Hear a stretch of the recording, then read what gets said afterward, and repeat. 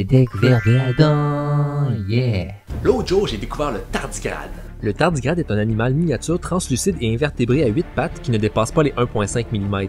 Et on peut le considérer comme l'animal le plus résistant de toute la planète. On peut autant en trouver au sommet de l'Himalaya à plus de 6000 mètres d'altitude que dans les fonds océaniques de 4000 mètres de profondeur. On peut même en trouver autant dans les régions polaires qu'en Équateur. Bref, on peut en trouver partout sur la planète. Et si on en retrouve autant dispersés à travers le monde, c'est dû à sa capacité de résistance qui l'aide à supporter des contraintes extrêmes qui tueraient n'importe quelle autre forme de vie. Le tardigrade peut résister à la déshydratation. Il a la capacité de survivre dans le désert avec 3% de sa capacité d'eau.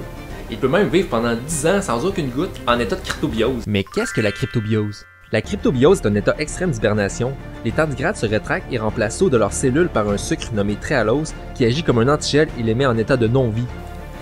Le tardigrade peut aussi résister à la salinité extrême, en créant une couche sur son corps qui le protège du sel. Et il y a aussi une très grande résistance aux produits toxiques grâce à une réponse immunitaire appelée chimiobiose. Point de vue température, il peut résister à des climats extrêmes qui peuvent aller jusqu'à moins 212 degrés Celsius jusqu'à 150 degrés Celsius.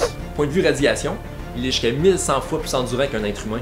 Point de vue de pression, il peut endurer des conditions extrêmes comme le vide presque absolu ou à une haute pression qui peut aller jusqu'à 1200 fois notre atmosphère. Faut savoir qu'en 2007, des scientifiques ont voulu tester les capacités de résistance du tardigrade en l'envoyant dans le vide spatial.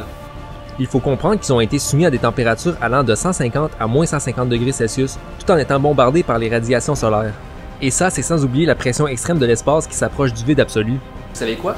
Ils ont survécu pour la plupart. Ouais.